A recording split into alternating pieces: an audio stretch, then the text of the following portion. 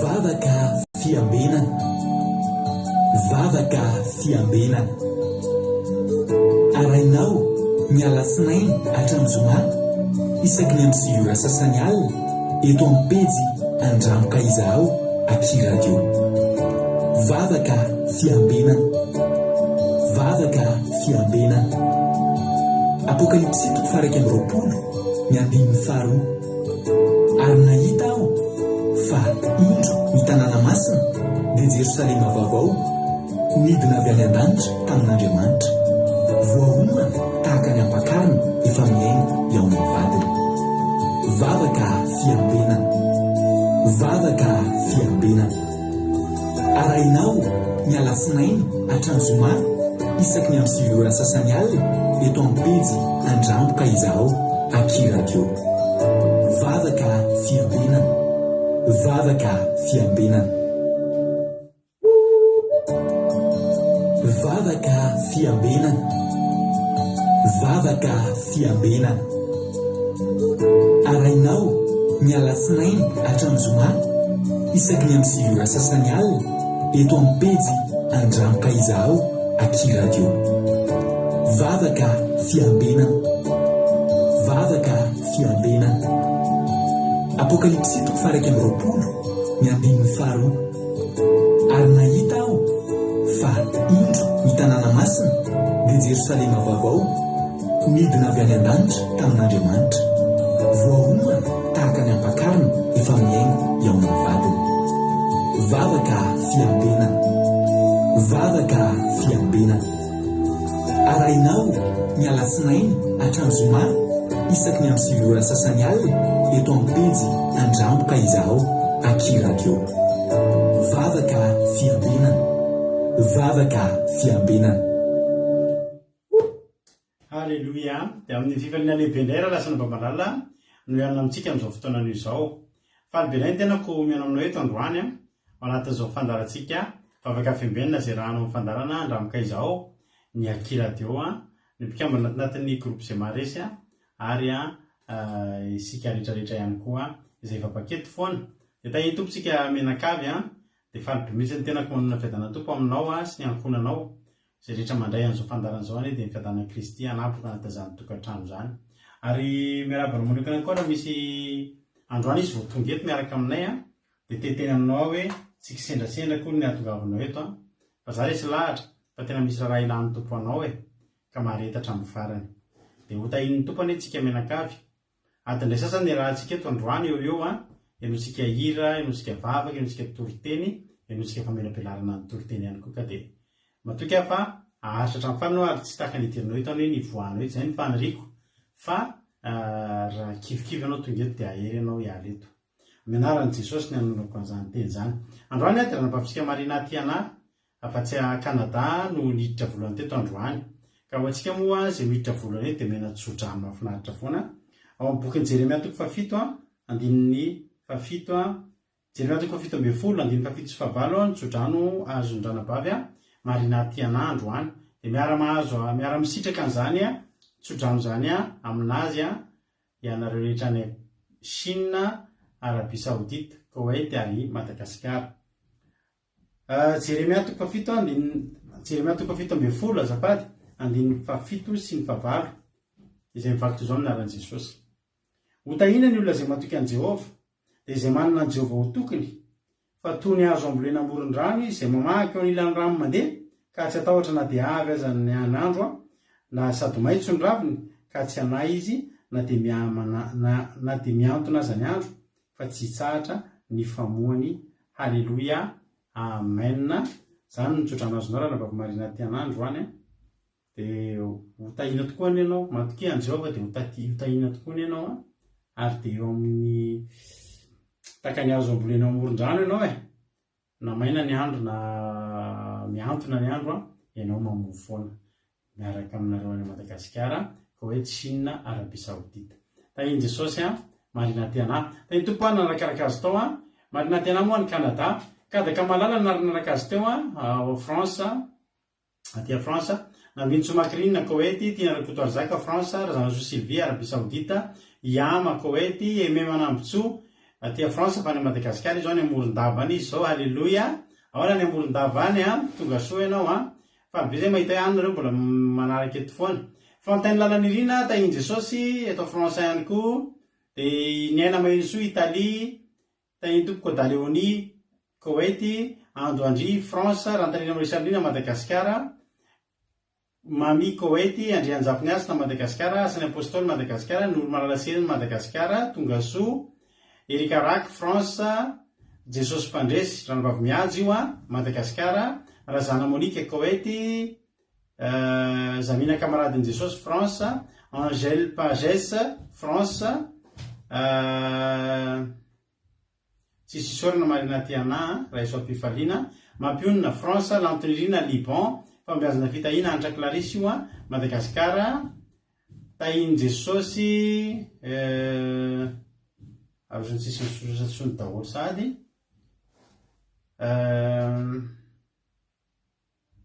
Lantonirina Botinavao Liban dia fambiazana fitahina tahiny Jesosy alleloia voatonina to daholo ngamba ia dia tahiny tompo daholo ary tsika rehetrarehetra dia maharetatra amin'ny farany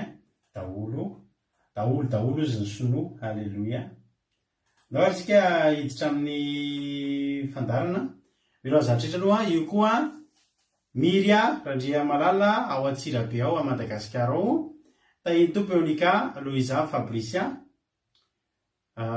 mety ao Koweït ngamba izy zay Andelina Suzelle ao Suisse tonga soa daholo tsika mianakavy milo azatritra aloha ary andro ametraka ny fotoana apetrakatsika mpiatan'Andriamanitra ny fotoana ravana malala ka androany dia rahalahantsika ny asina alleloia rahalahantsika ny asina no hivavaka izy ny hivavaka fanombohana ametraka ny fotoana ampiaratan'Andriamanitra ka andro ary ampandrosotsika rahalahantsika ny asina izay tsy iza fa anadahana rahabavitsika tiana rakotary raha ny asina moa ao Madagasikara ao tahiny tompo raha ny asina milanao avy hatrany ny fitenenana ao ary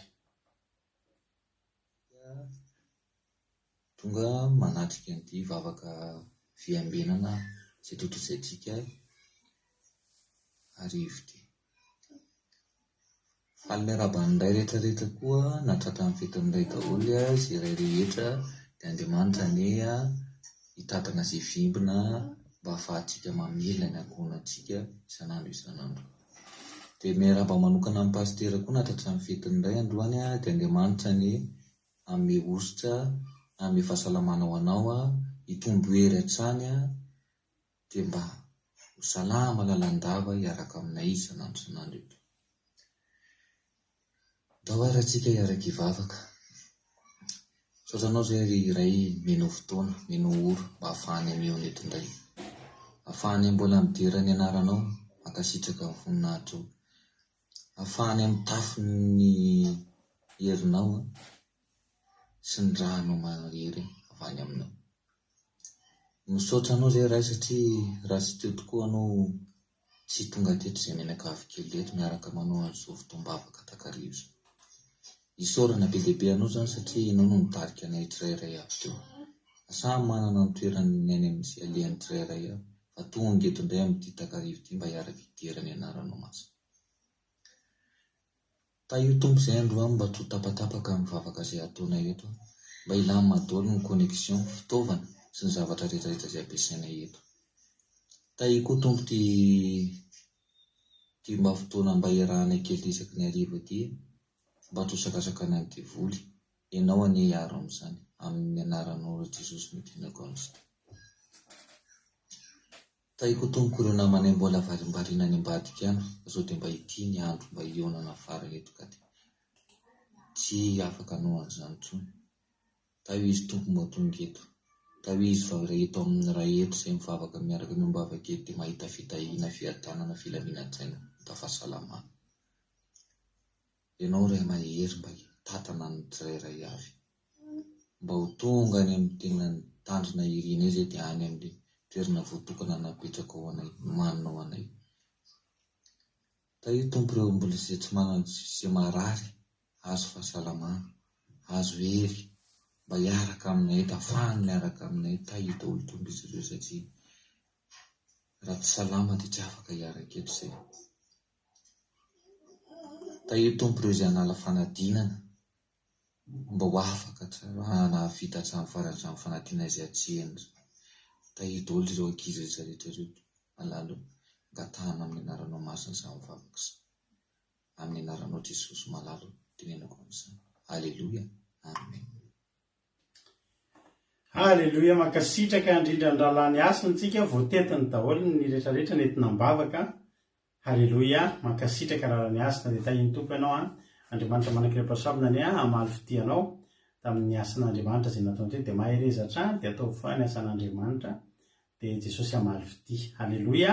Sotra andralany asiny tsika tahiny tompo izay ilay fanarabaiko teo Suisse, Marie-Jo États-Unis, Falery France, Filanarakoto France, Bert Sava Koweït, Marie Hortensine Koweït, $100 Koweït, Ranabavlina artisanat de Madagascar France, $100 Anjesosy Koweït, Kodanela Belgique, dia tonga soa ihany koa Tojo Jesosy mandrakizay vao avy nidirina fahasoavana teraka somatsara ny anabavina Latojo dia ampitao ny men'Andriamanitra ny fara sy ny marotaiza raha Latojo misalamana ny reniny sy ny zanany ho fahasoavana miampy fahasoavana ao tokantrano ho ambinin'Andriamanitra ho salama tsara ny zazakely. Tahiny Jesosy ihany koa izay angamba mbola tsy voaravako hoe kadaka efa niteneniko teo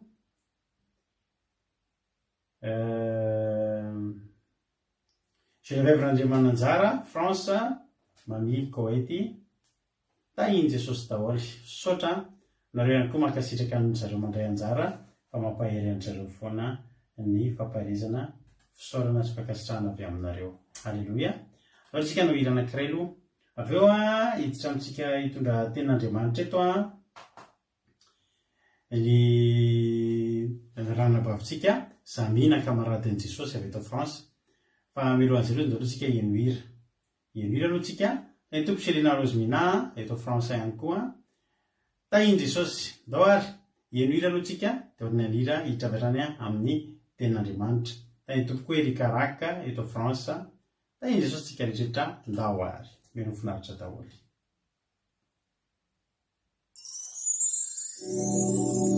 Inona no avariko Andriamanitra Finatsapana ny fitiavanao anao.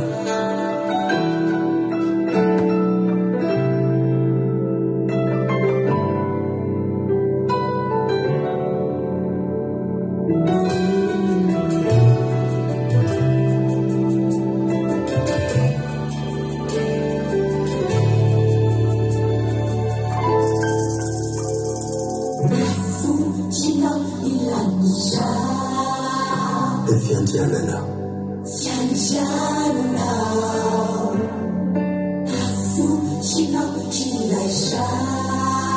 tena malalanao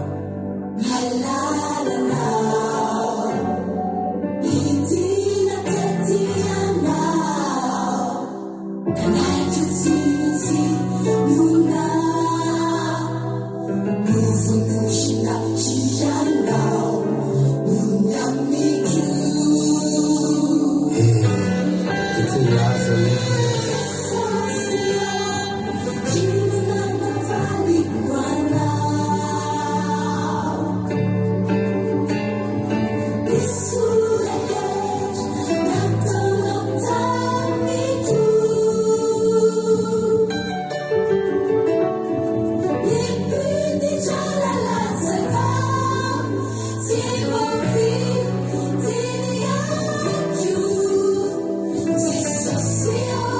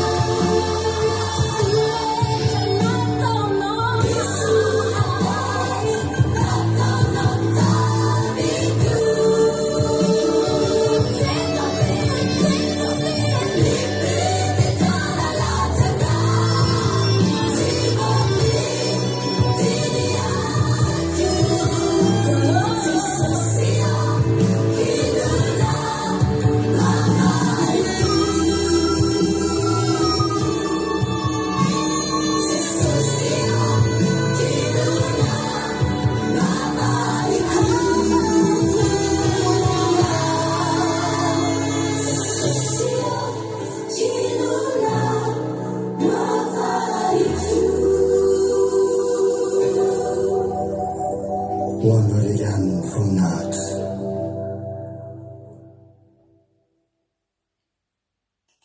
Halleluja. Inona tokoa ny avalintsika an' Jesosy a. Mampisaina mihitsy ny klipy iny fa reny misy kely avana malala no endriky namonjeny Jesosy atsika. Tsika le jiolahy iny dia niazakazaka ny enjeha amin'ny mpamaly rà dia ohatran'ilay toriteny ao amin'ny teny ao am-baiboly momba n'ilay tanàna fitsoahana.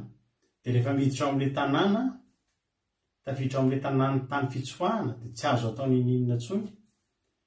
Dia ohatran'ny niditra tao amin'Andriamanitra zany tsika, niditra tao amin'ny tranon'Andriamanitra, lasa niova fo ny vavaka niditra tao amin'ny Jesosy, dia Jesosy no nivoaka, dia Jesosy no nivonoana. Nefa tsy izy kory no izy ary leka andeha hihinana an'ilay gâteau mamy be araka ilay klipy teo. Mahafinaritra kely na vandradraan'ilay klipy.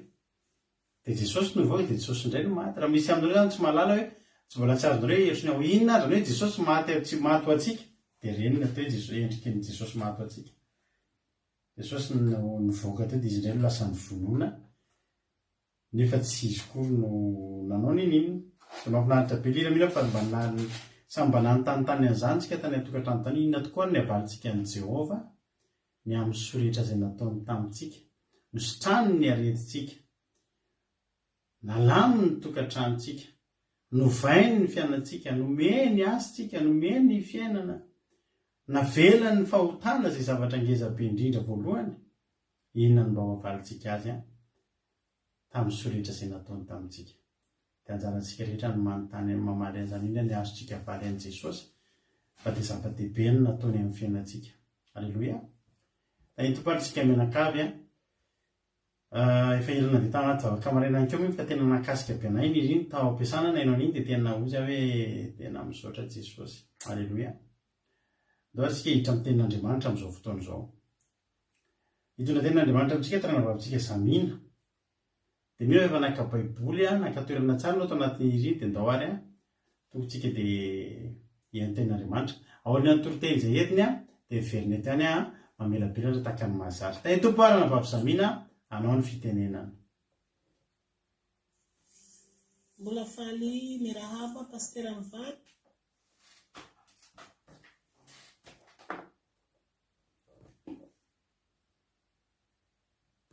Mirahaba antsika tsirairay izay tafavoreto amin'izao vafoka fiambenana izao. Izay fotoana hoentintsika ny voninahitra ilay Andriamanitra retsotoha. Hoentina antsika rehefa malala dia hihaino ny tenin'Andriamanitra dia sokafintsika ny baiboly ao amin'ny Nomery toko 5:7 ka hatramin'ny 7.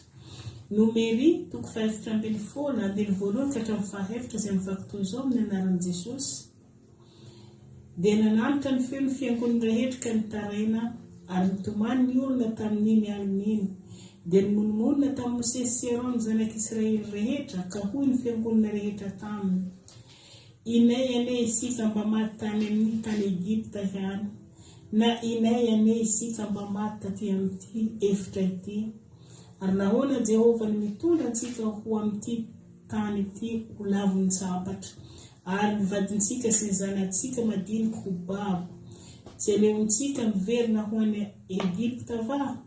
Dia nifampitaona hoe izy handeha hifidy mpitarika isika ka hiverina any Egipta. Amen. Ny soramandry ny nandavany zanak'Israely tsy hiakatra ho eny amin'ny tany Kanana. Teto moa rehefa manana ao amin'ny tompo dia ny tantaran'ny zanak'Israely efa akaiky ho tonga ny Kanana ry zareo. Ary rehefa ho tonga tamin'ny Kanana ry zareo dia nandefa mpisafitany Mosesy sy Arona mba hoe hialakono manahona moa zany tany zany, manahona ny fipetraka ny fahavalo amin'izany tany zany, satria fahavalon'ny zanak'Israely ny mponina tao Kanana. Dia nalefa zany mpisafitany. Dia rehefa niverina fitany ry zareo dia Kaleba sy Josua ihany no nankamamy nanatsara zany tany zany. Fa ny sisa kosa tamin'ireo mpisafitany dia nanaratsy nanakivy ny zanak'Israely mba tsy hiditra amin'izany tany zany. Tena raiky taritra tokoa rehefa malala ny zanak'Israely ary nitomany nandritra ny aly ho ny tenin'Andriamanitra sady nimonimolina teo anatrehan'i Mosesy sy Arona. dia temo Mosesy dia nenkoka teo anatrehany zanak'Israely teo anatrehany fiangonana teo amin'ny trano fihonana ho ny tenin'Andriamanitra, dia nenkoka zareo mba hoe niangavy ny zanak'Israely mba aza mitomana, aza mimonimonna eo anatrehany Jehova, fa tany efa nomaniny io dia homenantsika. Dia rehefa nahita iny zany Josua sy Kaleba, dia tena niakitra mihitsy ry zareo, niakitra nihatezerina satria tsy nampoiziny ry zareo mihitsy hoe ohatr'izany no havoaka ny zanak'Israely. Dia mbola niteniko izy roalahy hoe efa tany nomen'Andriamanitra isika, tany tonga dono sy tantely, aza matahitra fa lay momba tsika lehibe motrany Andriamanitra zay tompony Kanana. Nefa moa saritahitra ny zanak'Israely, dia nifampitaona mihitsy ry zareo zany tora-bato any Kaleba sy Josua. Ry hava-malala ko ao amin'ny tompo, aoka isika ry hava-malala tsy hanantahitra eo anoloany ilay fahavalontsika. Aoka isika ry hava-malala tena hijery ny fahalebiazany eo Andriamanitra zay tompontsika io. Indrindra amin'izao fiainana diavintsika izao ry hava-malala, tena fiainana, tena fotoana sarotra izao, na ny tany rehetra dia karakena sy mena, indrindra ny amin'ny firenenantsika ry hava-malala, tena sahirana ny vahoaka, na ny hanina aza dia tsy hita, ny vokatra tsisy vidiny ry hava-malala. Kanefa Jehova le tompontsika dia nampalantena antsika hiahy antsika foana izy sanandro. Isika zany tsy tokony hanometsina ilay Andriamanitra tompontsika tahaka nataony zanak'Israely teto, fa ny tokony ataontsika zany hijery ny fahalebiazan'ilay Andriamanitra tompontsika, fa tsy hijery antsika ny hoe fahantrana, ny hoe tsy fisina, ny hoe haintany tsy zay mijery antsika, fa jereo io Andriamanitra ilay tomponao io, fa tena miahy anao izy, ary tena te hanakaiky anao izy ry hava-malala. Teto moa ry havoko zanak'Israely, tena lasa nifandona tamin'Andriamanitra mihitsy, tena lasa nanaonao foana zanak'Israely teto ry hava-malala, dia tena tezitra zan'Andriamanitra satria io Jehova io niseho tamin'ny io toeran'ilay fivoriana tao am-piangonana mihitsy tamin'ilay niahorany zanak'Israely, ilay fiangonana zay ivavahany zareo sanandro niseho tamin'ny kely tamin'ny voninahitra zany Jehova zany.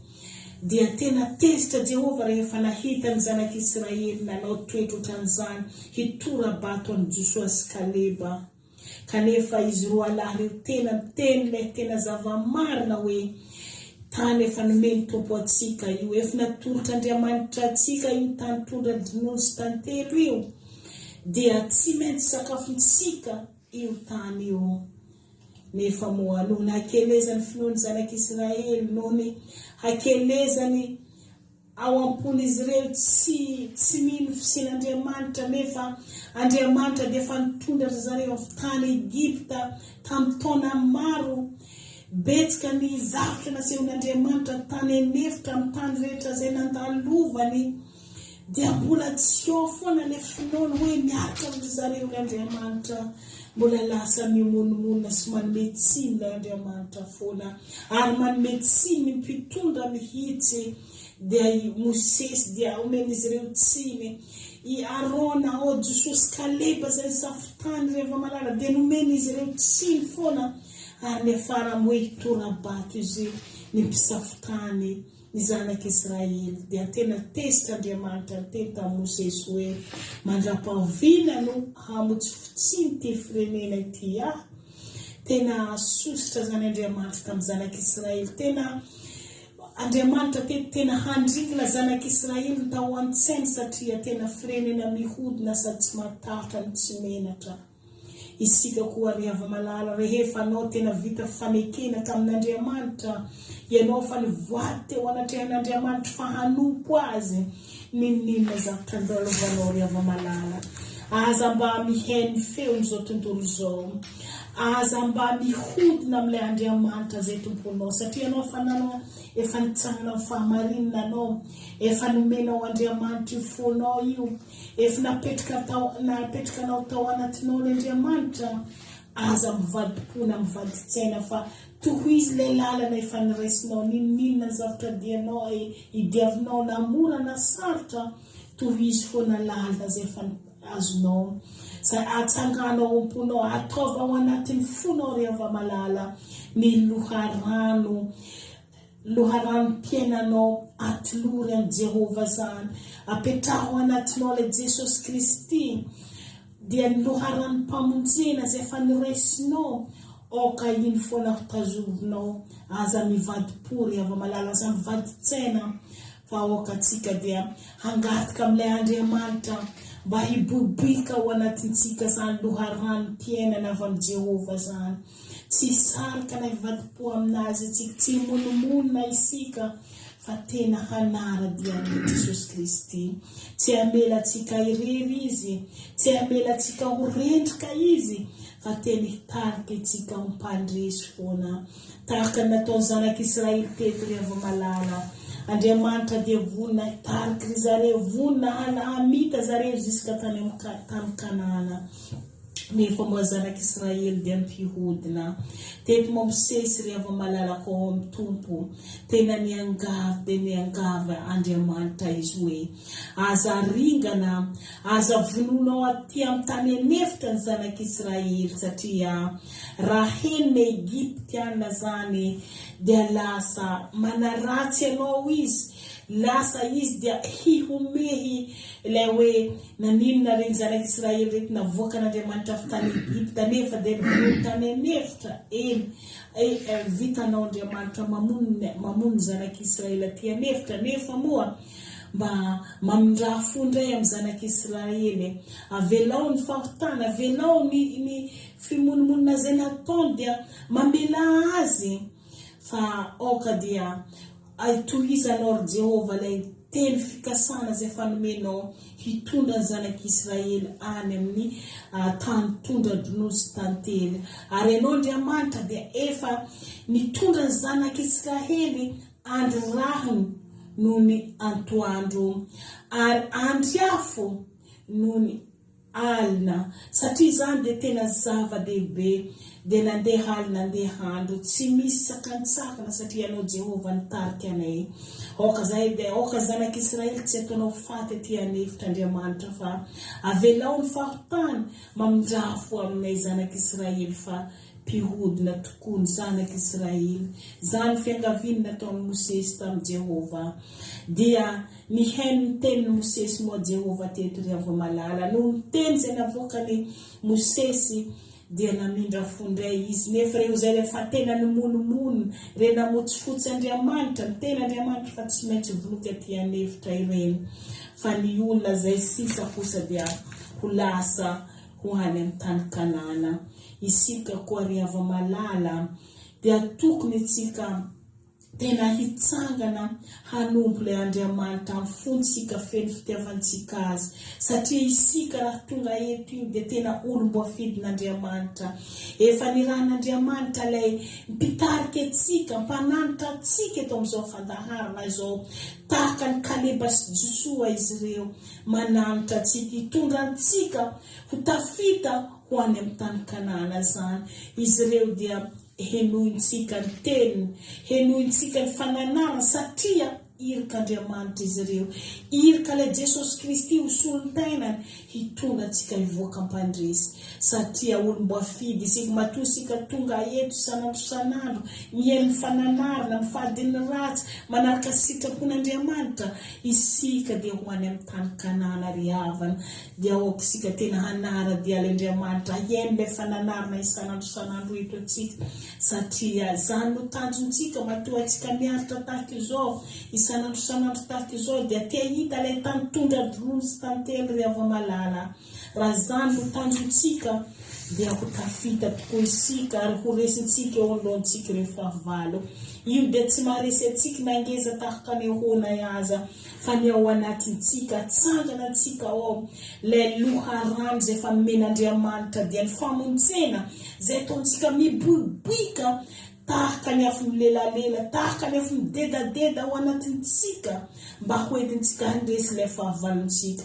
Ninona ny fahavalony tsangana eo anoloanao aza mba mimonomonina amin'Andriamanitra fa tena ataova hevitra ikasihan'Andriamanitra anao amin'ny fitiavanao rehetra, amin'ny fonao rehetra anatonanao Andriamanitra satria te hamonjy ianao amin'ny zavatra rehetra eo Andriamanitra izay tokoa tia tonga antsika hivoaka mpandresy sanandro izy fa zanak'Andriamanitra isika.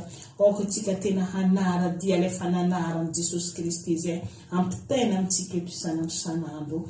Koa izany ny teny izay nohenty teto ry avy malala dia asantatra antsika ho an'Andriamanitra irery ihany voninahitra. Alleluia. Amen. Alleluia. Mankasitraka indrindra ny tanambavitsika zamina kamaradin'i Jesosy sika tao anatin'izany toriteny izay netiny izany Andriamanitra manaka-pahasaomana ny amaly fitianao ranavavy zamina misaotra indrindra fa dia tena mino fa tena mahery daholo nareo narehan'izany toriteny izany ary mamperitreritra antsika izany toriteny izany. Dia Jesosy any amaly fitianao ranavavy zamina ary mahereza foana amin'ny asan'Andriamanitra izay ataonao tsy foana tsy akory ny fitenezanareo ianao amin'ny Kristy Jesosy. Alleluia. Nomery 212 dia misaotra anareo rehetra ihany koa mankasitraka anareo mampahay anareo foana ny fankasitrahana nataonareo mankasitraka indrindra nareo. Nomery 212 ny soramandry dia ny hoe ny nandavan'ny zanak'Israely tsy hiakatra ho amin'ny tany Kanana. Ratsona zany dia ohatrany hoe ny nandavan'ny zanak'Israely tsy hianana, ny nandavan'ny zanak'Israely tsy haina tsara, ny nandavan'ny zanak'Israely tsy hanam-piadanana, ny nandavan'ny zanak'Israely tsy haina zava-mahafinaritra, ny nandavan'ny zanak'Israely tsy ho velona, ny nandavan'ny zanak'Israely tsy hihinam-be sy ho finaritra. Zay zany aika zany zavatra ny azo lavina ihany. Metimety amintsika ianao hoe zao dia inona re zavatra tsara toerana mahafinaritra be mihitsy dia tany tsy misy mosary fa tany tena mahafinaritra be vokatra ny zavatra rehetra ao ambany matsy zao rehefa misafo tany le izy 12 ao amin'ny nomery 13 dia nitondra vokatry ny tany izy hoy any amin'ny dininy nomery 13 dia nilaza zany izy ka hoe tonga tany amin'ny tanjona ny rahanao anay tokoa zay ka tondra nosy tantely tokoa izy ary tony ny vokatry ny tany. Inona le vokatry ny tany? Ery ambony ery izy voalaza ny apepam-boroboka ray dia nolanjaina olona roa lahy tamin'ny hazo, ny amponga ben-danitra sy ny aviavy ngeza be daholo zany. Efa tery amin'ilay voalohany moa zany tsisy afa-tsy zavatra tsara sady ngeza ny vokatra avy tao. Ary efa nakotokory zareo ato amin'ilay nomery 13 zany raha hoe ny nandavan'ny zanak'Israely tsy hiakatra tao dia tokony izao mivoasoratra tao amin'ny andininy tao amin'ny nomery 13 ary efa niakatra tany zareo dia nahita voaloboka mampatsiahana ilay voaloboka ao ve ranabavy aina nampatsiahana ilay voaloboka kely ranabavy tamin'ny sary tamin'ny fijona vavolombelona ranabavy aina. Ny raha mahita andreny zany hoe tonga tany tokoa ary nitoetry rehefa jerena zany ohatra ny tany ndraiky vakintsika ohatra hoe nomery 13 nomery 13 zany andininy 7 zao ny teny ary izay toetry ny tany sy ny toerany natsarana ratsy andaso manomboka amin'ny andininy amin'ny 20 tsika zao ao iaina dia zao zany tahiny Jesosy iaina koa ao ambadika ao mbola izy tsy voaravako aloha Rodriguez mbola tsy voaravako Razana soa Sylvie mbola tsy voarabako a. Lina efa voarabako a. Nareo ary ambony any tahitoko. Jerinareo tsara amin'ny nomeritiko 7 tsika zao 9 dia niakatra zao ka nisafon'ny tany hatramin'ny efitra zina ka hatramin'ny Rehoba teo akaiky Niamata. Dia niakatra tany atsimo zao ka nakary Hebroma ary teo Aimana sy Sesay ary Talmay teraky ny Anakita. Ary teo Aimana sy Sesay ary Talmay teraky ny Anakita. Ary Hebrona dia voahorona 7 taona talohan'ny Joana any Egypta. Dia nakany amin'ny loha say esikôla izy ka nanapaka sapam-boaloboka teo izay nisy sapam-boaloboka ray ihany ary nolanjaindro lahy tamin'ny hazo zany any ampongambendanitra sy ny aviavy dia nitondrany koa. Ary zany tany zany dia ntaony hoe loha esikôla noho ny sapam-boaloboka izay nitapahan'ny Israely teo. Tokony zao zany satria raha ireo zavatra ireo tokoa dia tsisy anto tokony andavana an'le fandehananao. Fa raha ny tena marina zany tokony zao ny zavatra atao. Dia nakany amin'ny loha esikôla izy ireo ka dia tsy nahita sapam-boaloboka, tsy nahita voaloboka ho tapahana. Na nahita fa rezainy saiko kely anakeo mahatrotry n'le fijona vavolombelona nanabaviainy.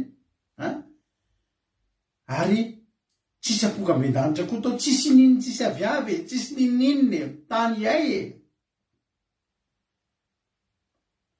Tsy tondra dronosy tantely zany. Ary tsisy vokatra mihitsy zany, tokony zany zao no zavatra notantaraina avy tany. Mahavariana mantsy satria tsy nety niakatra tao ry zareo. Nefa averiko ihany zany ny zavatra nitranga tao.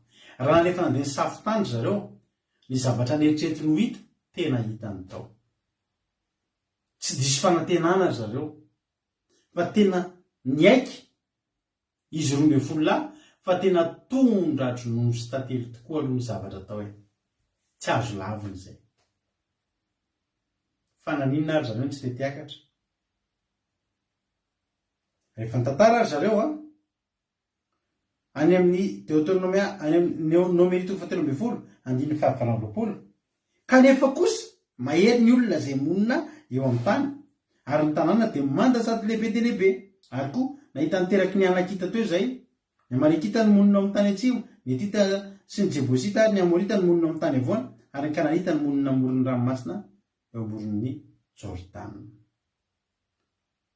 Takona zany ilay tany tondra dronono sy tantely, takona ilay voaloboka be sy aviavy be sy ampongambendanitra. Fanontaniako aminareo, inona kay no nasen'Andriamanitra nijereny reto olona reto? Ny toetry ny olona ve sa ny toetry ny tany? Andriamanitra, i Mosesy ve niteny?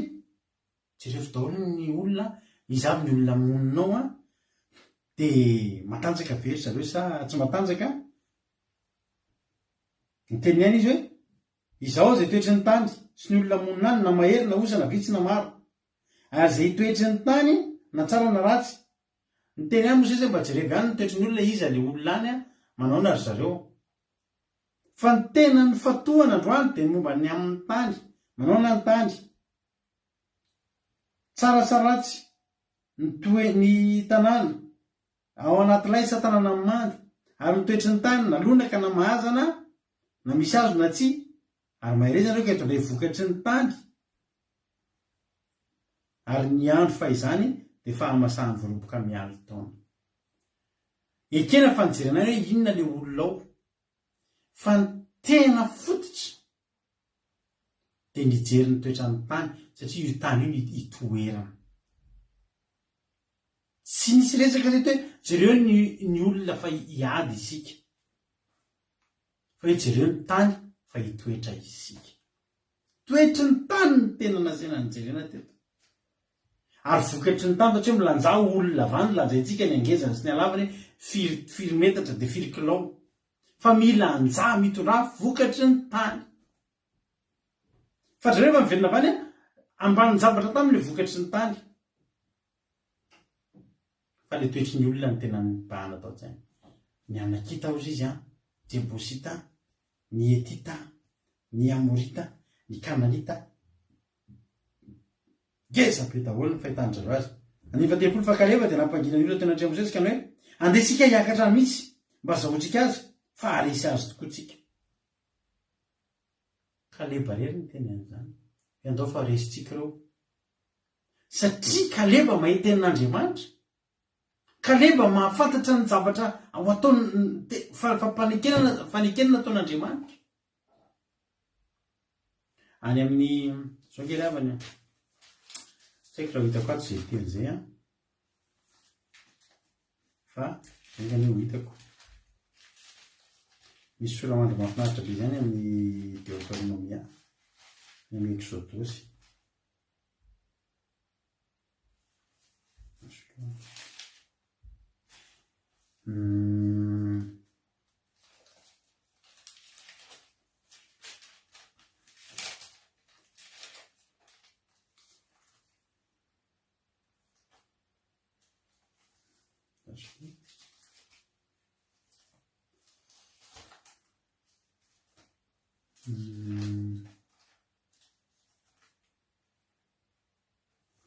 Any amin'ny Exodosy any misy soramandry hoe ny naneken'Andriamanitra io.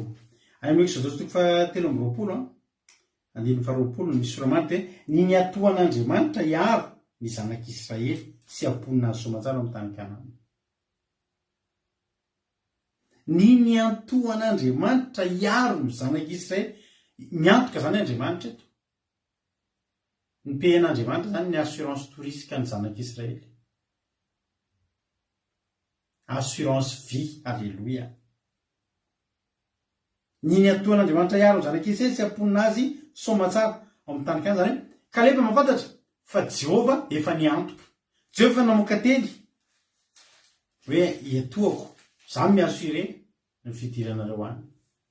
Ny dikan'izany Kaleba tsy te hamonjy intsony. Dao hiakatra fa resitsika ireo fa reto le folona reto tsy natadidy an'izany. Ilaintsika mitadidy inona ny efa nitenen'Andriamanitra atsika. Inona ny teny fikasana efa nitenen'Andriamanitra. Efa niteny Andriamanitra fa hiantoka. Tsy niteny mihitsy Andriamanitra nareo hiantoka ny tenanareo meko fotsiny le tany raha tafiditra anareo ataovy izay ataonareo, ataovy izay faraherinareo. Tsy izany. Fozy Andriamanitra omeko ny tany. Ngary avy natadiditsika ny Exodosy 3:20 Jehova Andriamanitra hoe Jehova hiado anareo fa ianareo aninona amin'izay? Ianareo angina. Amin'ny Kaleba zany tsy hany ny olana hoe hiady ve tsika, ho resy ve tsika. Mety tsy hiady, mety angina, na mety hiady fa maresy. Fa ny tany efa omena atsika, ny tany efa vita, efa titré borné amintsika. Miakatra sisany ataotsika. Fa tsy nanaiky ny folo lahy be no visy. Ny roa lahy ny teny hoe andao fa hiakatra antsika efa vitatsika io. Ny folo lahy ny teny hoe fa venty be ny olona ao ao ny Nefilima, taranaky ny Anakita, ohatrany tsy ngetana zay ateo masony, ngeza loatra azy zareo, aloha tsy makany. Iza no ny teny hoe ngeza loatra azy zareo. Ary raha ngeza loatra dia maninona? Nametraka olana tamin'izany ve Andriamanitra? Inona no tenin'Andriamanitra? Homeko anareo fotsiny ny tany Kanana. Niekara fa homeko anareo izany. Tsy hay amin'ny fomba hoana. Inona moa ravana ny zavatra efa nataon'Andriamanitra? Na Nefilimy ireo, na Anakita ireo, na ngeza ireo, na kely. Ohatrany ahoana ireo eo anatrehan'Andriamanitra? Kely. Tsofin'Andriamanitra indray mandeha ireo dia miara-matory raha ilainy izany. Ataon'Andriamanitra mifanaritaka ireo raha ilainy izany. Ataon'Andriamanitra ohatrany Egyptianina ireo raha ilainy izany raha misy ranomasina eo. Asisy ranomasina eo mety volo tsy fantatra hoe mety hisokatra ny tany dia tsy fantatra. Fa ny zavatra azo antoka ny zanak'Israely efa nitenena fa ho eo amin'ny io le tany Kanana, io le tany tondra ry Zonzy tantely. Maninona ary izy ny tsy hiakatra? Nomeny 3:20 dia niteny hoe zay tsy hiakatra nandava ny zanak'Israely. Tsy hiakatra any amin'ny tany Kanana. Vakiko amin'izay. Ho vakiko manontolo mantsy ty nomeny 3:20 lavalava ny soratra vakitsika androany. Fa tsy azotsika lava amin'ny fanazavana. Dia nandratra feo ny fiangonana reraka ny taraina ary notomany ny olona ka tamin'iny alina iny. Inona mampitomany an'ilay olona izy? Hoe vao avy nitondrana voaloboka ino izy ity? mitondrana voaloboka, mitondrana boka ben-danitra, mitondrana viavy. Fa nitomany. Inona ary mampitomany ny olona? Ny haino feo an'ilay fololahy. Misy fotoana ngiravana misy feo enonao dia mampitomany. Misy olona malahelo lava zany. Fa maninona zao ianao io? Ohatran'ny tsaroako ilay tenin'ilay olona. Dia izay tenin'olona mampalahelo ihany ny tadidiny. Fa tenin'olona mampahero eto tsisy tadidy ny teny ampahireziny isan'andro eto. Dia tomany ny olona. Ireo olona ireo nahita? Tsy nahita ninino ireo. Tatitra ninino ireo. Misy tatitra mampitomany fa misy tatitra mampahery Alleluia. Dia raiso ilay tatitra mampahery. Teny monomonina ny tamin'ny Mosesy ny olona sy ny zanak'Israely ka hoe ho fiangonana. Inay isika mba maty tany amin'ny tany Egypta ihany, na inay isika mba maty taty amin'ity tany efitra ity. Fa maninona no hifidy ho faty? Fa maninona no hifidy ho faty tefany efa ireny ny porofo fa io tamin'ny tondratry nosy tantely. Nahoana no mbola hifidy no ho faty? Dia satria tsotra misy olona goavambe ao. Ary nahoana Jehovah nitondratsika amin'ity tany ty ho lavitsapatra ary mivantsika sy ny zanantsika madinika satria hiverina any Egypta va? Dia mifampitoana izy andeha hifidy mpitarika isika ka hiverina any Egypta. Ozy izy ny misy hira fataon'ny tany am-piangonana inona ntatitra inonao ameno ny apatry sady tsara moa. Jerena tsara fa io ngeravana efa valim-panontaniana io tenenany ataony zanak'io amin'ny andininy fahatelo io. Misy fotoana tsika miteny fanontaniana ary zany savaliny. Ohatra hoe efa samy noana be misy ny olona dia mbola misy fanontany. Noana ve nareo? Dia toa izy hoe fanontaniana ary zany savaliny. Kita fa noana. Dia izy misy fanontaniana ary zany savaliny. Andininy fahatelo. Nomeri 720. Andininy fahatelo. Nahoana Jehovah no nitondra antsika ho aty? Nahoana tokoa ary Jehovah no nitondra antsika aty? Tsy efa napetraka mba hapetrao amin'ny tenanao zany teny zany hoe inona ary nitondrahan'i Jehovah antsika aty amin'ny tany Kanana aty? Ho vonona, ho lavitsambatra va? Dia ho babo. Nefa ninona nataon'i Jehovah talohan'izay tsy nanafaka anao tamin'ny Egyptianina? Enjana ihany ilay zanak'Israely. Vao avy nafahan'i Jehovah tamin'ny tany Egyptianina,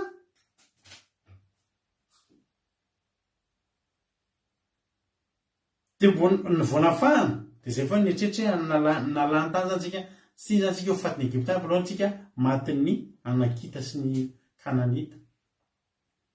Fa havana Jehovah ratsy loha ohatr' izany.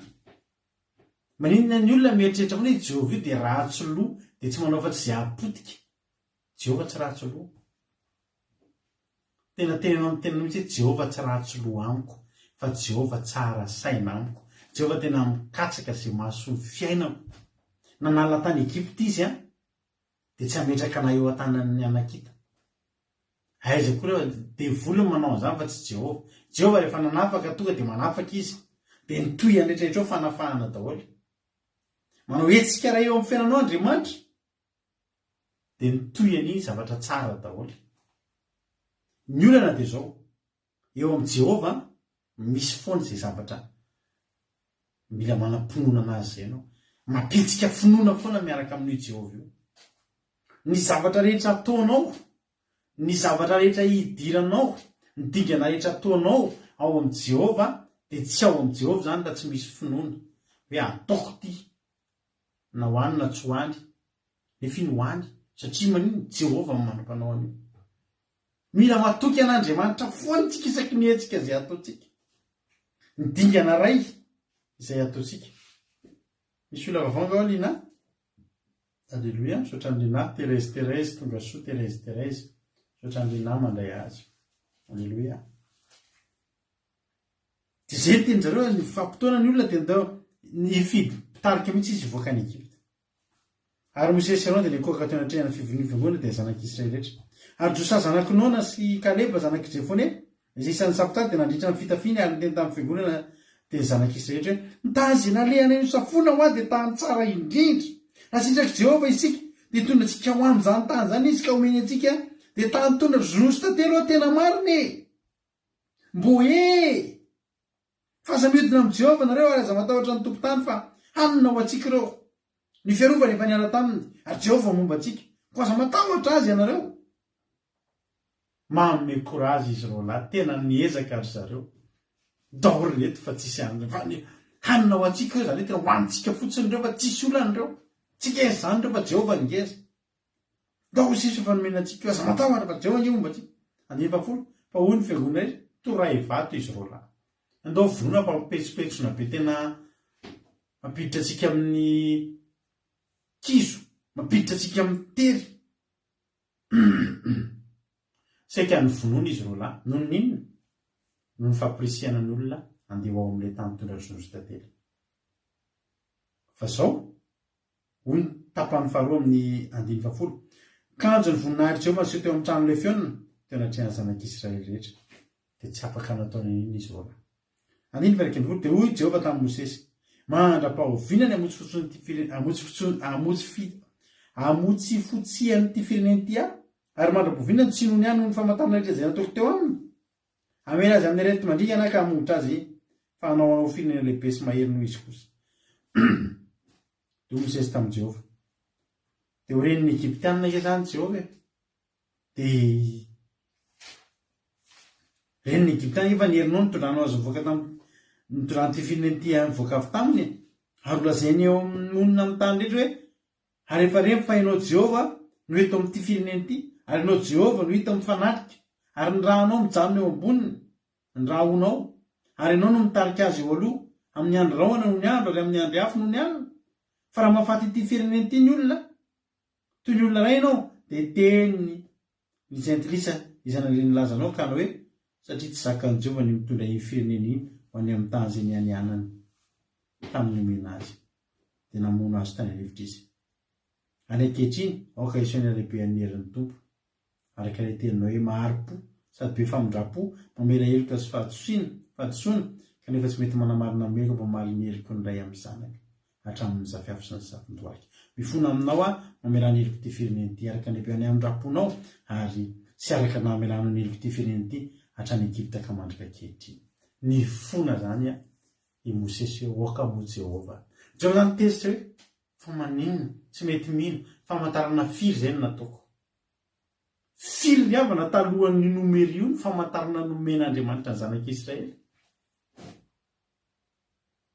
Na dia tao agosena vao nresantsika voangina fotsiny hoe maizina tao Egypta fa tao agosena tsy maizina. Ny loza rehetra nitranga tao Egypta tsy nitranga tao agosena, na dia zay fotsiny azy. Nefa mbola tsy ampy zany, ny ranomasina ny sokafan'Andriamanitra teo anoloan'ny zanak'Israely. Tsy nanako-hanina, nidina ny manina. Tsy nanakosotrona ny kapohana ny vaton'ampy dia misy rano. Tsisy tsy nataon'Andriamanitra.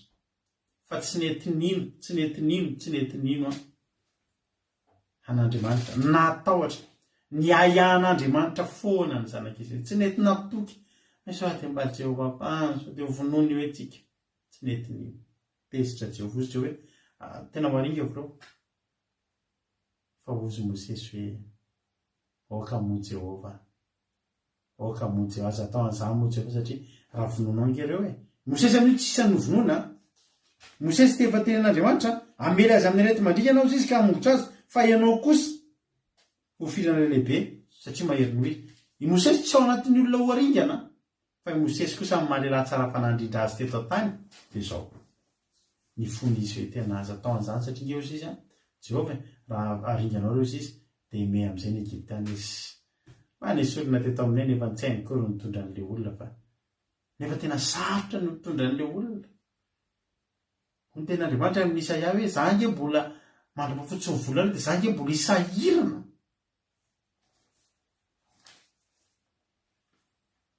Jehova ngerarina misahirana. Isaia 9:20.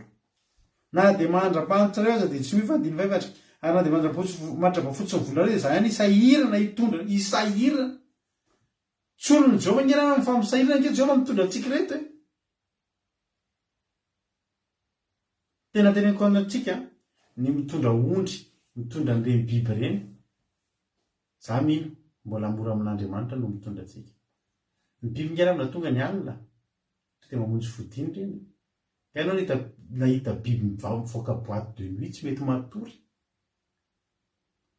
Nga ianao mahita biby sakalahy araka amin'ny sakalahy. Voromanidina ray amina to dia tonga ny alina to dia mody.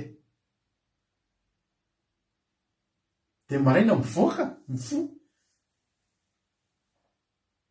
Tsisy migrevy matory mikamo zany ny voromanidina. Mitondra biby mbola mora no mitondra antsika. Fa mitondra antsika ny fantenin'Andriamanitra tena manahirana, sahirana fa Jehovah koa vono ny sahirana.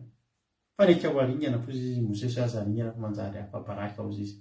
Memena Egyptianina ao izy Mosesy. Eny aloha izy Jehovah. Dia jerinareo amin'izay zavatra ataon'i Jehovah. Hoy Jehovah, efa navelako araka ny teninao izy, kanefa navelona kosa fa feno voninahitry Jehovah ny tany rehetra. Ireo lehilahy rehetra ireo izay nahita amin'ny voninahitry sy ny famantarako izay nataoko tany Egypta tany rehetra, izay nakafanahy efa 80 zao, ka tsy nihaino ny feoko, dia tsy ahita mihitsy izay tany nianianako tamin'ny razany minazy eny, izay rehetra namotsy fotsy aho, dia samy tsy ahita an'izany. Loza. Vakiko hatramin'ny farany misy ilay tantara dia amin'izay hiverina antsika. Fa ny amin'ny Kaleba Mpanompo kosa, satria fanahafa ny tao aminy, fa tanteraka tamin'ny fanarahana izy, dia hoentiko any amin'ny tany izay nalehany izy, ary ny zanany andovan'izany. Ary ny Amalekita sy ny Kananita sy ny mponina ao amin'ny lohasaha, korampitso, dia niverenana nareo ka mankanesana ny hevitra any amin'ny lalina mankany amin'ny ranomasina mena. Bazonareo moa zavatra hitranga eto. Asian'Andriamanitra. Tsy te hiakatra zany. Tsy te hiakatra nareo sy Jehovah. Ampidiro ary marche arrière. Ndao ary sy Jehovah.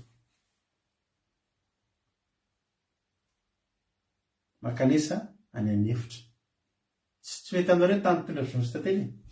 Alefa, ndao velana hevitra ary. Ampidiro marche arrière fa izay zany ny tianareo.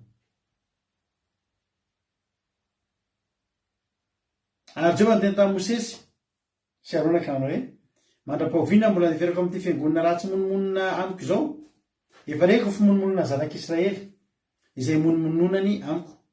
Na zao raha velona koa Jehovah, dia arak'izay nolazainareo teo anatrehako no ataoko aminareo. Alleluia.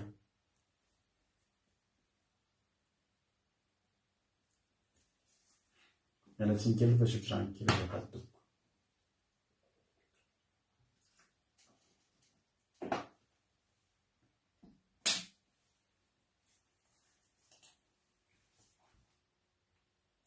Andray fanapa-kevitra Jehovah eto. Raha velona koa ho Jehovah, dia arak'izay nolazainareo teto anatrehako no ataoko aminareo. Ety amin'ity hevitra ity no hiapatraparan'ny fatinareo ary anareo rehetra izay volamy maraka ny nanisanareo, dia hatramin'ny 20 taona no miakatra izay efa nimonomonina tamiko. Dia tsy ho tonga mihitsy any amin'ny tany izay ananganako tanana amponenareo, afa-tsy Kaleba zanak'i Jefone sy Joshua zanak'i Nona. Fa ny zanak'ireo madinika kosa izay nolazainareo fa ho babo, dia izy no entiko miditra, ary izy no alala izay tany milavinareo. Fa ny aminareo dia hiapatrapatra amin'ity hevitra ity ny fatinareo. Ary ny zanak'ireo irenireny toy ny mpiandro dia teny hevitra 70 taona, ka hiarany valy ny fijangajanganareo mandrapahatafiditrareo mandrapahafatinareo rehetra ty an'hevitra. Araky nisan'ny andro 70 izay nisafonareo ny tany, ka ny andro ray osoloana taona ray no hitondranareo ny elokareo 70 taona, ka dia fantatrareo fa foizako anareo. Izao Jehovah fa nilaza fa ataoko tokoa zany amin'izao fiangonana rehetra izao izay miangona iodina amiko, ety amin'ny tefitra ety no alandritra azy, ary ety no afatesana. Loza be kesany reafany. Tsy nety niakatra zany ny zanak'Israely nefa Jehovah miteny hoe mekara. Efa nomaniny Jehovah zany, etsetera hoe efa nisy sakafo nomanina zany ao. Zay tsy hinana, zay tsy akatra. Eny ary sy Jehovah. Ampidiro ary marche arrière antatsika verinary. Hevitra zany, tany hevitra zany ny tianareo.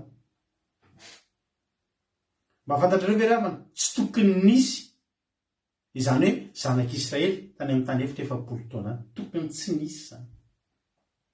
Teo amin'ny toeran'io, teo amin'ny fotoana io no nampitombo ny fotoana 70 taona. Tokony tonga dia niakatra teo amin'ny tany Kanana.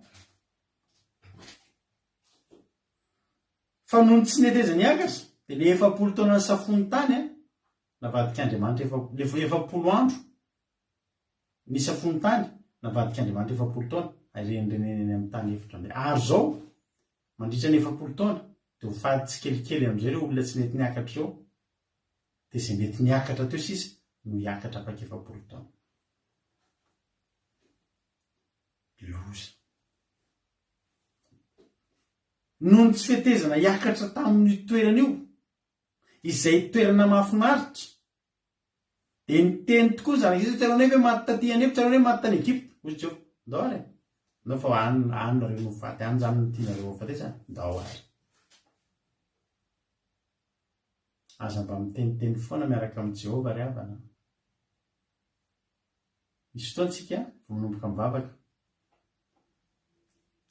dia mandalondalo ady mifanatrika amin'ny Anakita sy ny Kananita. Dia sao ve ny mivavaka tsy aloka any tsy mivavaka? Aza miteny an'izany. Zany isan'ny miteny an'izany. Sao ve natao mivavaka? Tao vome ratsy be fiainana. Zao nge ravany. Le tanàna omenan'ny olona nge, tanàna vaovao omenantsika nge, tamin'ny tondra zony tatỳ nge misy tompony. Fa ho alan'Andriamanitra amin'ireo tompony ireo dia ianao no lasa ho tompony. Ary milohan'ny akarana amin'io misy ny sakatsakana. Fa zay le miaraka amin'Andriamanitra. Zay le miaraka amin'Andriamanitra. Zay ny mahatonga fahatokiana an'Andriamanitra miatrika ireo sakatsakan'ireo. Tsy mety miakatra ny olona. Eny arozy tsy hoe aza miakatra tsy maninona. Fa zao, dadaho lera verina. Zay ny teny aminareo ozy Jehovah. Nanandratra amin'ny feoan'ny olona, dia ny monimonina. Nay isika mba maty tany amin'ny tany Egypte any. Nay isika mba maty taty amin'ny tevitra ity. Ny andino faharoa zay. Hen'ny Jehovah ngereny. Ndao arozy Jehovah. Soava tsara. Ndao ary dia any amin'ny hevitra. Dia ho hitanareo amin'izay zany. Zao ry havana malala. Tena tsorokanao marina androany. Fa ny amin'ireto Anakita sy Kananita, ireo goavambe ireo, dia tsy izy akory fa minofotsika ihany. Tsika ihany io. Dia ny fanahintsika ny zanak'Israely. Dia ny Kananita sy ny Anakita sy ny rehetrarehetra soa ny nofotsika ihany. Ireo zavatra lazany hoe goavambe ireo dia nofotsika ihany. Amalekita, Kananita, Anakita, Jebosita, inona aby izy ireo? Nefilima, ireo ngezabe ireo nofotsika ihany. Ary inona ny tany Kanana?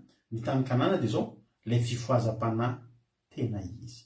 Ilay fivavahana tena izy. Ilay fivavahana tena tondra dronosy tantely. Ilay fivavahana tena ahitanao fiadanana. Ilay fivavahana tena ahitanao fitsarana. Ilay fivavahana tena ahitanao arena sy voninahitra. Ilay fivavahana tena ahitanao aim-panahy.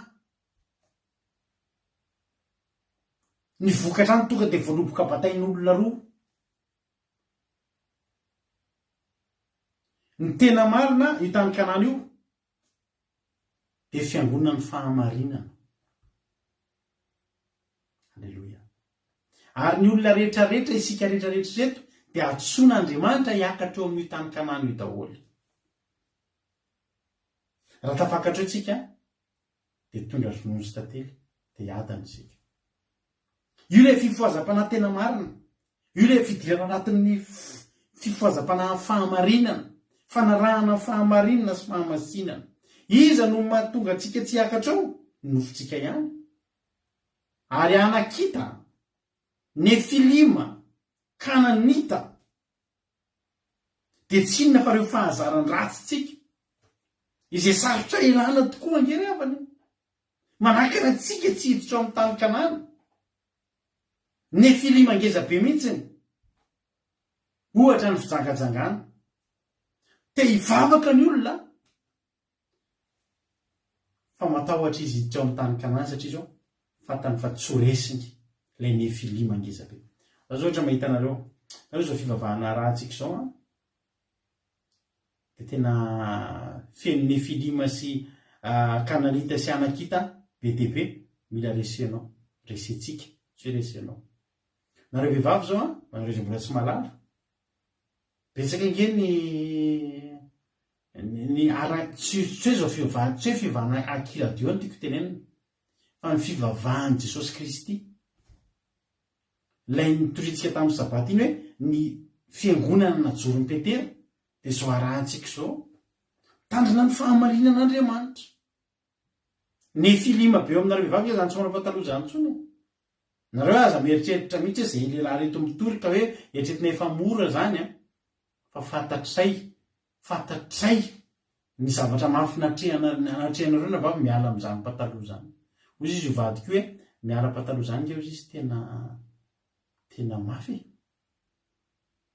Zay mbola mafy zay miala toka sy lapera fe mbola mafy izy mampionina. Te hiakatritsika fozitsika izao hoe izy dia ho resiko. Saby ozy izy nareo any andafy dia tsy hanao pataloha ohatra. Dia ahoana zany le beauté-ako nefa ny vonomeny papa tamin'ny fête de mère nomeny papa an'ireny inona le ny filazan'ireny le boaty sokafana dia feno fanaovana make-up reny. Ny filima nke reny izay lehilahy reto fahazaran-dratsiny rehetrarehetra reto. Nefa inona ny tanjo niakatra eo amin'ny tany Kanana? Tsy ingerana rehefa tafiditra eo amin'ny tany Kanana io tena tafalatsaka ao anatin'ny fahamarinana io ianao. Tena hitanao zany tena vokatra raram-panahy, tondra dronono sy tantely, voaloboka sy ino dizy ity, sy aponga-ben-danitra sy aviavy tena ngezangeravana. Ny vokatry ny ara-panahintsika ngeravana rehefa miditra amin'ny fahamarinana antsika, ny hainao anaty fahamasinana antsika tena tsy mitovy anatsiny amintsika anko. Tsy hoe hiteny kory hoe ozy le rahalahy anankiray zay rehefa nisy fikambanana fiangonana rehetra ta Madagasikara ao izy nieritreritra hoe tena diso daholo diso hoe ny anarena marina taloha ankehitriny hita tena fahazazana ara-panahy zany izy fa ny tena marina daholo ihany tsika rehetrarehetra. Tsy marina nefa zay, tsy marina zay, tsy marina zany. Ravako ahoana moa ny atonga an'i Jesosy hiteny hoe tsy fantatro kory avay izy nareo, nefa le olona tena zany nge izy nanao asan'Andriamanitra namoaka demony tamin'ny anaranao nge zay nitory ny teninao nge zay tsy fantatro kory nareo taiza. Dia mitovy ve zany? Tsy mitovy. Ary sika tsy maintsy mikatsaka n'ilay tena ataon'i Jesosy hoe fantatro ianao, fantatro ny asanao. Efa niresaka tamin'ny fiangonana tany amin'ny Asie Mineure Jesosy. Nofotsika ihany ny Filima sy ny Anakita sy ny Kananita mahatonga antsika tsy mety hiakatra. Ary tsika ihany tsy manaiky hiakatra amin'ny tany Kanana. Misy fotoana tsy indray mandeha tsy indroa, misy olona miresaka amiko. Fa tsy tena resy lahatra amin'ilay ary le izy ny zavatra fahendren'Andriamanitra nataon'Andriamanitra ny safitany 700 andro reo ny olona dia tena nitondra n'ilay vokatra. Misy aminareo reny mbola misafitany mandeha eto amin'izao fandarana izao. Fa zao any amin'Andriamanitra valiana hoe tsy nahita ninino nareo rehefa nisafitany teto sa nahita. Nisy fitahian'Andriamanitra sa tena tsisy ninona fotoana verimaina niara-ny fadianiny tsika reny fotoana verimaina ve sa mba nisafitany 700 andro ianao mba nahatsapa ihany ianao, mba nahita voaloboka ihany ve aloha sa tsy nahita fa raha tsy nahita ninino ianao. Za mihitsy ary miteny aminao hoe tena raha zany sara aminao lana matory fa mety lany andro ianao eto manaraka an'ity fandarana ity. Fa za miny fa matombola eo ianao, mijery indray mandeha ianao, mijery indroa ny fadianana tamin'ny voalohany niaraka taminay ianao, fadianana fandro mbola eo ihany ianao. Za mino na tsy nijoro vavolombelona ary ianao. Aleloia. Ary tsy manino ianao raha tsy nijoro vavolombelona satria anao sy Andriamanitra iny. Fa za mino sy matoky fa nahita ianao, matoy ianao mbola hita eo. Ny safitany 700 andro dia nahita, tena nahita tokoa hoe itony ny vokatra any. Fa ny problema tsy mety miakatra tsony ianao. Ozy le ranabavy zay mantsy zara natarady tena resy lahatra be amin'ilay fotoam-bava le aninatsika nijoro vavolombelona izy zara tena ntainy tompoko. Fa zara natarady tena resy lahatra amin'ilay fa zao tsoroko anao marina tena tsy vitako ny ala pataloha izy. Zara izy mbola tena anatin'ilay izy. Dia nirahany amin'izay mama ny miaraka teto moa izy mianaka. Tena hoe mamy pastera hoe menatra be azy izy na resaka amin'ny pastera satria mbola tsy vitako le manaraka an'le ritmanareo amin'ny akiradio. Tsy vitako izy za miala pataloha zany. Toy izay mantsiany mamany atao ahoana moa fa mbola ho avy ihany ny fotoana. Mbola tsy hiakatra izy aloha androany, mbola afaka hiakatra ihany izy ao aoriana angamba. Matetika izay foana ny eto. Pastera resana tena tahintoko fa eo amin'le anina pastera ohatra mbola tena tsy vita zany. Hiala amin'le ohatr' zao. Biby maloto zany le pastera tena biby maloto ozy nareo izy raha fa tena mbola tena sarotra amin'iny hiala amin'iny. Izy bebe za pastera amin'izany. Dana Jehovah anontaniana. Problème dia zao.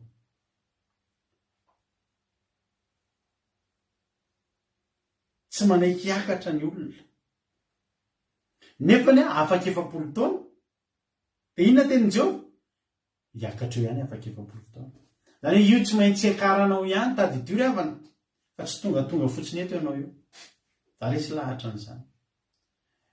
Tsy haiko amin'izao fotoana ihany resantsika izao, na amin'ny teny frantsay na amin'ny teny anglisy na afrikanina na frantsay na tsy fantatro avy. Beta be ny live. Pitserinao fotsiny mijery Facebook iny dia pitserinao fotsiny le ino dizy ty? Le hoe le watch dia jereo fa tonga dia feanao misy toriteny be dia be ao. Isan'andro angamba ianao amin'ity Facebook ity mahita karazana toriteny firy. Fa maninona kay ianao no tapa-jery eto? Nefa misy olona hafa tsy mahalala akory amin'ny fisian'ity fandarana ity. Bebe tsy mahalala ny fisiany zany akiradio zany. Zany fandarana andramika izao. Fa maninona ianao no nahita? Za teny aminao. Ten'Andriamanitra ny John 15 tena miteny mazava. Tsy anareo no nifidy ahy, fa za no nifidy anareo mba hanino, mba handesy aminy. Tsy ianao no nifidy tonga eto. Fa ianao efa nijeren'Andriamanitra. Ary rehefa jeren'Andriamanitra ianao, dia tena ho jeren'Andriamanitra. Androany ianao afaka tsy miakatra. Fa tadidio, mbola afaka 7 taona, mbola tsy maintsy hiakatra eo ihany tsika. Efa reraky ny tany hevitra avy ihany, tsy maintsy mbola hiakatra eo ihany. Zao ry avako malalako, fomba an'Andriamanitra ity zavatra ity. Any amin'ny Exodus 20 any, nameny didy 10 Andriamanitra. Meke meko tantara kely bebe tena hoe Exodus 20 dia hoy tena Andriamanitra hoe amen'Andriamanitra ny zanak'Israely ny didy 10. Ny ampididy maromaro. Lalàna nasen'Andriamanitra ho tandremany zanak'Israely. Misy lalàna be dia be ao. Ny momba ny fanaka ao amin'ny tabernakely, to zany fa nahaditra amin'ny samaraina, ny alitara fandroana didik'Andriamanitra, ny andavana ny vola avitra, zany lalàna daony a. Zany hoe Exodus 20 hatramin'ny Exodus 1:30 men'Andriamanitra lalàna be dia be ny zanak'Israely. Fa zao any amin'ny Exodus 1:30 dia 20, ny nanomezan'Andriamanitra amin'ny vato fisaka izay nisy ny lalàna. Nosoratana tamin'ny vato fisaka zany ireo lalàna rehetrarehetra zao. Ny didy 10. Dia niara-tonga tamin'izay ireo lalàna rehetra teneniko anao hoe manomboka amin'ny Exodus 20 ka hatramin'ny 1:30. Tsy hoe Exodus 20 1:30 raha nabavy Godareonia, fa Exodus 20 ka hatramin'ny Exodus 1:30 chapitre 2:10 zany a. Lalàna fotsiny. Fa zao ny olona tao anatin'izay fotoana izay nanao an'le omby kely volamena ny zanak'Israely. Tezitra Mosesy tany amin'ny Exodus 20:30 zany tantara zany, 7:20. Ary raha nanakaiky ny tompo izy dia nahita omby kely sy ny dia indrerana fahatezera Mosesy ka natotany ny vato fisaka teo an-tanany ka nivakivakiny teo ambodin'ny tendrombohitra. Dia nivakiny Mosesy ilay lalàna nanomboka tamin'ny Exodus 20 ka hatramin'ny 1:30. Vaky. Noho n'inona? Noho ny omby kely volamena. Inona amin'izay zavatra nitranga? Vakio amin'izay fa niverina niakatra Mosesy. Manomboka amin'ny Exodus 2:30 ka hatramin'ny Leviticus 17:20. Tamin'ireo Exodus 2:30 ka hatramin'ny Exodus 1:30 ny lalàna nomen'Andriamanitra. Fa nivakiny reny. Izy Andriamanitra ndao ary. Nanomboka Exodus 2:30 hatramin'ny Leviticus 17:20 lalàna fotsiny amin'ilay. Zany hoe raha tokony boky kely ohatrin'iny zany ny anaranao lesona. noho nisiny ombola kely volamena anakay dia lasa boky ohatr'izany ny ateviny. Dia mitovy amin'ity eto amin'ny nomery ity. Tokony lalana 70 andro latsaka satria 70 andro izy no mitety an'izy. Mandeha ataontsika lalana 10 andro, tokony afaka 10 andro dia miditra ao an-tany Kanana. Lasa 70 taona nefa tsy maintsy hiakatra eo. Hoay zary inona moa ny tanjontsika ry havana? Ny tanjontsika ry havana ho an'ny an-danitra, tsika tsy maintsy hivavaka na ho ela na ho aingana ry havana. Tsika kika manana programa, sa misy toa dia manana programa eo very. Fa izany aloha programaka dia arakaraka amin'ireo le devoly sy ry satana. Fa nizana olona any amin'ny bara ary antanio zao. Ahoana ny toy an'ity fiainana ireny? On ira tous au paradis. Ozy ny olona le mamolavo ireny.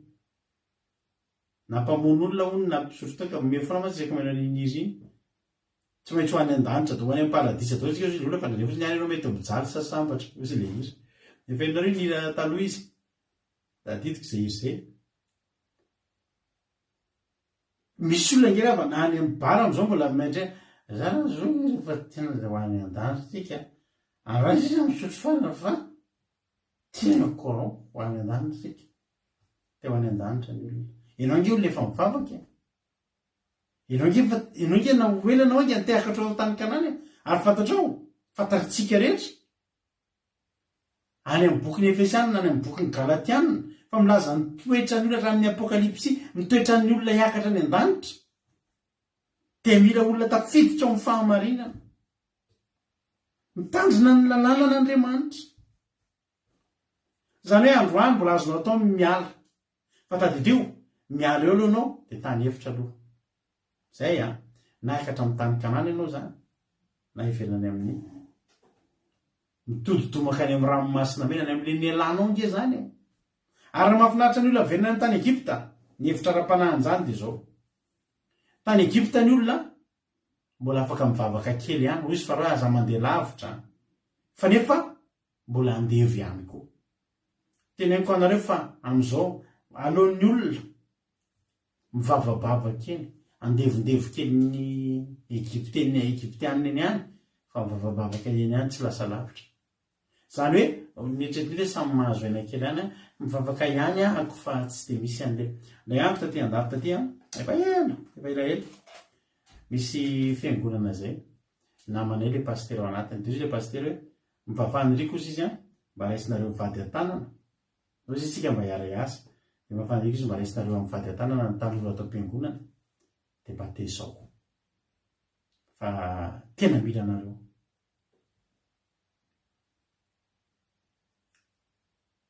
Izany hoe raisina tanana zany ireo tanora amin'ny fiangonana ireo tena tonga dia ho ampianarina didin'Andriamanitra, ho ampianarina fahamasinana, ho ampianarina fitondratena araka ny Baiboly.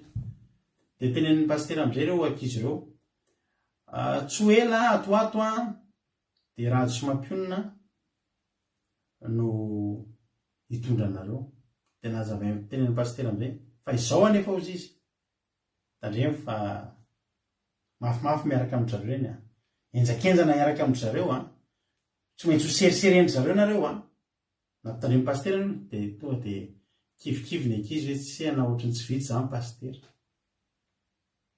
Satria marina tokoa fa zay raha sena hitondra, raha sena anabe dia tena araka ny Baiboly ny anabeazana. Ozy pasteur mazamazana any miaraka amin'ny zareo fa mimanareo ka ry havana tsy hoe mazana. Fa raha atsika izay lazain'ny Baiboly. Tonga dia ozy ny ankizy hoe ahoana ny tsy anaovana pataloha aty andafy pastera, ozy ny vehivavy.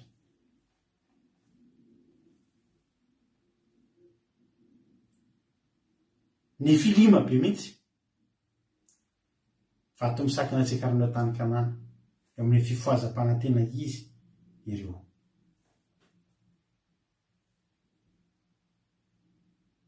Ry havako, raha tsy akatra ianao androany. Ianao nefa efa nahita ngefa tsy hoe tsy nahita. Apetrao amin'ny tenanao ny fanontaniana nareo efa paketo ireo.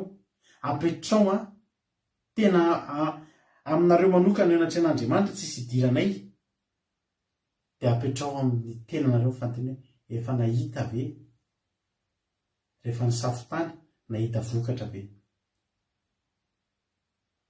nahita valim-bavaka ve nareo. Reny nge ravana nataon'Andriamanitra mba hahatonga anareo voasarika. Ary za miteny anareo koa nefa raha nahita valim-bavaka nareo, nahita fahasoavana, toy nareo tsy vitako ty fa andeha dia Andriamanitra tsy matiantoka amin'ny valim-bavaka. Tsy hoe lasa nareo valim-bavaka toy izany tena matiantoka fa lasa ny fotsiny iny. Le zanak'adala nomena lamba, nomena akanjo, nomena peratra, nomena kapa, fa raha mbola lasa nandiky iny tsy nampahatra le ray mpianakaviana.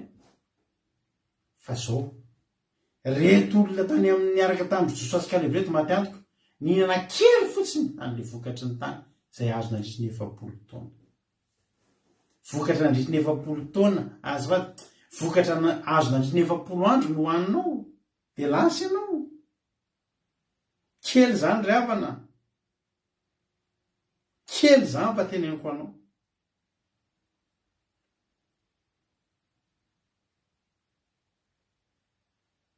Maninona ianao tsy misafidy ny hinana? Mandrakizay. Maninona isika no tsy mety hiakatra fa hoe reo ny Nefilima. Za nge tena teneniko anareo nabavy sy rahalahy. Io nge io fahazaran-dratsika sy fahalementsika tsy tsika tsony ny ady hoe amin'ny fotoantsika manapa-kevitra omen'Andriamanitra fanangy atsika, anampy atsika. Tsy ady reny ange tsika. Teneniko anareo any amin'ny rehefa hiditra ny rehefa andeha hiady ry Josoa. Inona moa ny zavatra tsy nataon'Andriamanitra rehefa nanomboka ny ainga fotsiny ry Josoa? Ny masoandro hoe tsy efa najanon'Andriamanitra. Misy le lehilahy le goavambe le mitsoka ny sapatra. Izy Josoa hoe namaneva ianao sa momba anay sa manohatra anay? Josoa hoe tsia. Fa zaho izy commande ny tafiky ny lanitra amin'ny Josoa 5 misy an'izany tantara zany. Josoa 5 zaho jereko anao mihitsy. Josoa 5 ary nono teo akaiky ny Jeriko zao dia nanompo ny maso ka nijery dindro misy lehilahy mitsangana talifiny ka ny saba nyvoatsoka teny an-tanana ary nanampina Josoa ka nanao taminay namanay va ianao sa namany fahavalonay dia izy tsia fa za dia commande ny miaramila an' Jehova ka tonga aty ankehitriny. Inona moa ry havana ny tsy nataon'Andriamanitra? Inona moa tsy nataon'Andriamanitra? Masoandro ve tsy najanony mba handresen'ny Israely? Le miaramila commande ny lanitra avy any an-danitra ve tsy nampidininy? Nataony ny zavatra rehetra fa isika no mifidiny tsy hiakatra. Ary tsika raha mifidiny tsy hiakatra dia ozy izy Jehova ndana aloha makany anefitra dia midika zany velomatra eo aloha le azo tao le zavatra tokony azo tao amin'le lefa hita tao amin'le fisafotana. Fa ianao tsy maintsy mbola ho avy ihany ianao. Firy izay olona efa niteniteny zay tsy zakanay nefa ampianarana tena ohatry ny mafy loatra ka tsy vitanay zany fa mbola mba hitako eo tianareo. Ho an'Andriamanitra ny voninahitra. Ary tsy hoe kory atao hanapalininana anao zany izy ohatra matika be koa izy paster izany fa andeha hiala indray zay tsy hany le zavatra tiako atokavana fa any amin'le hoe za mino ry havana marana fomba nahita vokatra ny tany aminareo resy lahatra n'izany aho. Fa zao isika tsy nety hiakatra. Nefa jerinareo Andriamanitra any amin'ny Josoa 1:20 lavalava ny fandarantsika fa ho faraparanako le izy. Any amin'ny Josoa 1:20 Andriamanitra tena niteny 13:20 Josoa 21:43 efa kitsika ny nahatanterahana ny teny rehetra nataon'Andriamanitra tamin'ny Israely dia nomeny Jehovah ny Israely ny tany rehetra izay efa nianiana nomena ny razana ary nandova izany izy ireo ka nomena teo. Dia nomeny Jehovah fitsarana amin'ny manodidina izy araka izay rehetra nianianany tamin'ny razana ka tsy nisy lehilahy tamin'ny fahavalony rehetra nahajanona teo anoloany fa natolotry Jehovah tanany avokoa. Zany hoe tsisy lehilahy na lehibe na kely na anakita na Nefilima na Jebusita na inona na Kananita tsy nisy na hajanona. Zany hoe raha niakatra tamin'ilay tamin'ny voalohany zany dia io ihany ny zavatra nitrangy fa 7 taona taty aoriana io ny zavatra nitrangy. tsy nisy najanona teo aloha. 5:7 mba mario amin'ny baibolina mihitsy Joshua 21:45 tsy nisy latsaka na de kely akory aza ny zava-tsoa rehetra izay nilazain'i Jehova tamin'ny taranak'Israely fa tanteraka avokoa zany. Raha le tamin'le tamin'ny voalohany zany niakatra tsy nisy latsaka fa noho ny fisarasarana sy ny tahotra tsy fatokina an'Andriamanitra 70 taona taty aoriana izay ihany ny zavatra nitranga. Dia jerenareo zavatra nitranga. Andriamanitra nge tsy azo vazivaziana ary avana malala. Jerenareo tsara amin'le nomitoy le numeri 7:10 teo. Rehefa vita zany ny tenin'Andriamanitra tsy tena 70 taona indray no mihodina 5:30 ary ny lehilahy izay nirahan'i Mosesy isafotany dia izay niverina ka nampimonmonina ny fiangonana rehetra tamin'i Mosesy satria nanao laza ratsy ny tany izy dia maty ny arety mandringana teo anatrehan'i Jehovah ireny lehilahy ireny laza ratsy tamin'ny tany ireny. Fa Joshua zanaky Nona sy Kaleba zanaky Jefone kosa isan'ny lehilahy nandeha isafotany dia velona ihany. 9 le lehilahy le folo zany tsy niandry 70 taona akory dia maty. Lehilahy mpalaza ratsy le natonga n'le zanak'Israely nomonmonina reny tonga dia maty. 9:30 dia nilazain'i Jehova tamin'ny zanak'Israely zany teny rehetra zany ka dia nanjo rehetra ny efa tenenina amin'izay zany ny zanak'Israely zao satria nareo tsy hety akatra ndao ary 70 taona nareo any an-tany efitra. Inona tokoa le olona nilaza ratsy le narahanjareo maly le hoe zavatra izay nitenenireo no mety fa nitenenreto andao torahana vato izy raha fa mandainga to dia maty. Izy ro lahy le niteny hoe andao hiakatra no velona. Nanjo rehetra andreo loza tena marina ihany kely izy dia nanjo rehetra le olona izy nitenin'Andriamanitra. Nanjo rehetra telo 50 dia ny fomaraina koa izy ka niakatra teo tampony tendrombohitra ka nanao hoe ndreto izay fa niakatra any amin'ny tany izay nilazain'i Jehova fa tanao fa efa nanoto izay. Teo zany izy hoe nieritreritra ny alina na hitatory dia mba hiakatra ihany ary tena niakatra ny fomaraina hiakatra ary izay tarao even'ny fatambatambazana izy hiakatra. Rehefa tsy nitambatambazana zay fa tena nao dana amin'izay ary mivelona dana rehefa andao velona zao izay mihitsy ny teny zany izy roa lahy tsara ho any tany hoe resitsika io dia resy ny teny hoe tsy resitsika zany hoe dia hofaty inona ny teny rano Jehova tsika ty hofaty aty ve hofaty any efitra ve Jehova midana ary andao ary fa marina renareo andao fa andao any efitra daholo ary Jehova nga maninona amin'izany teo amin'izay vao niakatra alao zay andeha any alao andeha any fa tena marina renareo. Eo Mosesy 9:10 nahoana nareo mandika ny didin'i Jehova tsy ambinina zany aza miakatra fa tsy momba anareo Jehova fa nao resy eo anoloan'ny fahavalana reo fa ny Amalekita sy ny Kananita dia eo anoloanareo araka amin'ny teninareo tokoa hoe lehibe tsy resitsika reo ka dia ho lavitsambatra ianareo satria niala tamin'ny fanarahan'i Jehova nareo ka tsy omba anareo izy. 9:20 ka nisaisay foana izy ka niakatra teo tampony tendrombohitra ihany nefa Mosesy sy ny fiara-mifaneken'i Jehova sy niala teo atoy dia nidina ny Amalekita sy ny Kananita izay nonona tamin'izany tany zany dia namely azy ary nanolotoro azy hatrany orma. Tanareo misaotra anareo amin'ny teny mamy izay voalaza anareo ho an'i Jesosy ny voninahitra.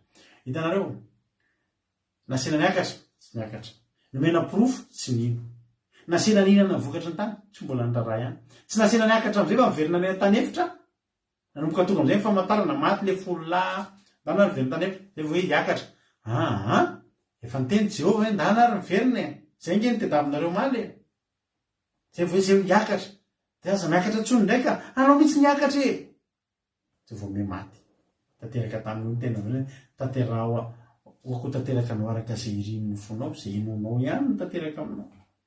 Miteny anao fa lehibe reo tsy resitsika reo dia tanary miakatra anao nge efa niteny fa tsy resinao dia tsy resy tokoa le izy riavana.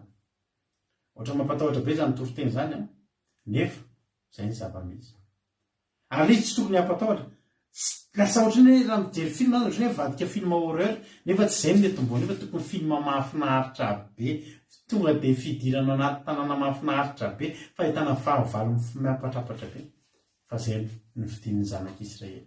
Dia teny aminao androany hoe iantefany zany teny zany tsika rehetrarehetra zao efa fotoana zao resy lahatra efa fotoana zao tokony hidiranao amin'ny tany Kanana. Tany Kanana ary havana tany Kanana izao fivavahana manaraka ny didin'Andriamanitra ahitana fahasoavana ahitana vokatra ara-panahy ahitana fiadanana Tionkeravana ny nasitrana ny aretinareo e. Inona ny nasitrana ny aretinareo? Manaraka fandarana ve? Tsia. Tsy manaraka fandarana ny nasitrana anareo, fa nandray ilay fahamarinana toriany eto amin'ny fandarana. Zany ny fanafody nasitrana anareo nge. Ny velona notika ny vadinareo e. Sitrana nge ny aretinareo e. Azo ange ny zavokely-nareo izay tany amin'ny toerana tsy tokony izy azy ohatra. Tsy nikahatra nge nareo nefa tokony nikahatra. Efa seky maty ny aretina nge. Fa maninona ary nareo sitrana satria nareo nandray, satria nareo nanaikiakatra eo tany Kanana. Dia jereo ilay fahavalo lavo azy ange. Lavo azy. Nijerena tamin'ny mikrôskôpy ny labo, mbola io ilay aretina. Fa maninona jerena ilay izy ny afaka pitsy tsy ohatrony satria naninona? Inona ny napla, iny zany amalekita sy anakita, iny aretina be iny, fa ninona tsy hitantsony ilay izy dia tsotra. Nandray an'ilay fahamarinana ianao.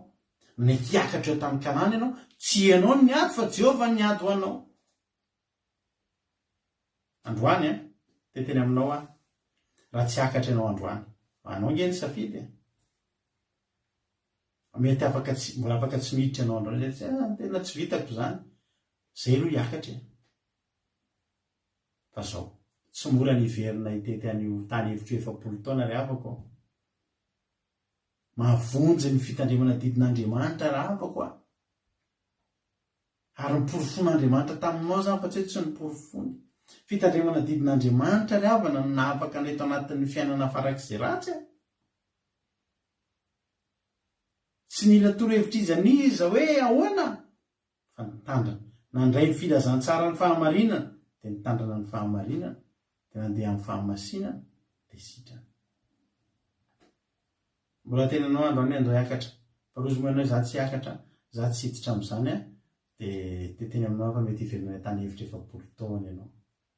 Dia efa hita tany tsika afaka 7 taona, 5 taona, dia tokony aiza ary zao ny tokony efa mba misy anao. Amin'izany fotoana izany tokony efa mpanompon'Andriamanitra lehibe. Amin'izany anao mbola vao hiady, mbola tonga indray ianao amin'izany dia mbola enao indray nentina mbavaka ange.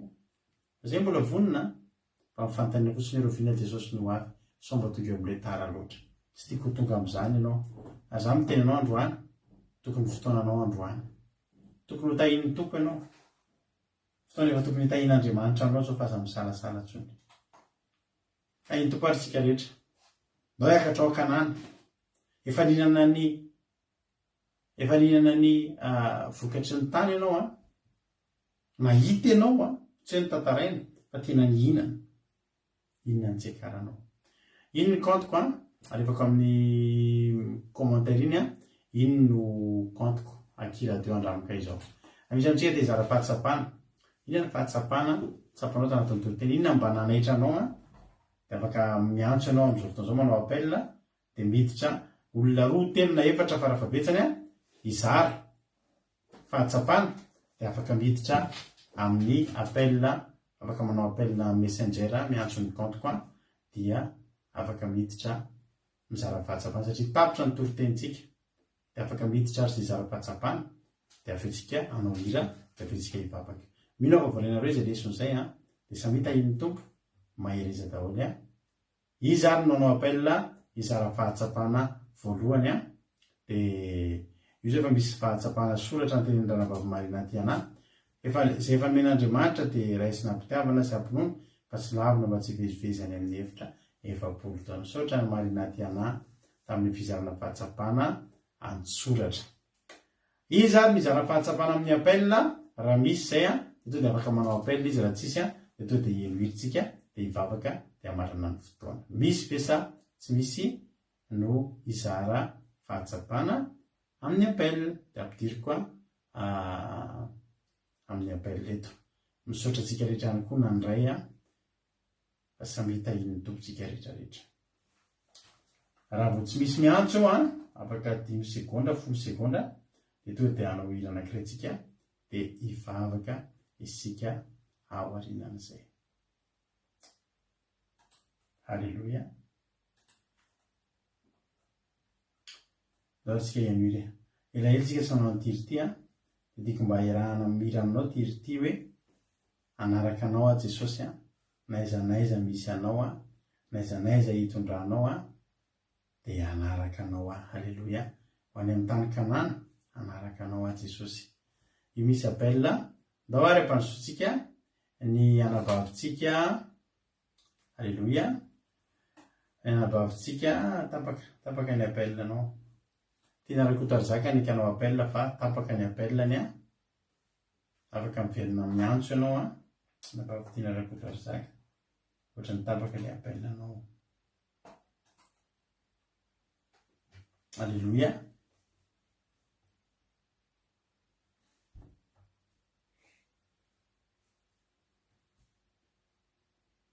Eny ary, tiana rakotary zaka, anao ary ny fitenena inona ny fahatsapana zarainao ary androany.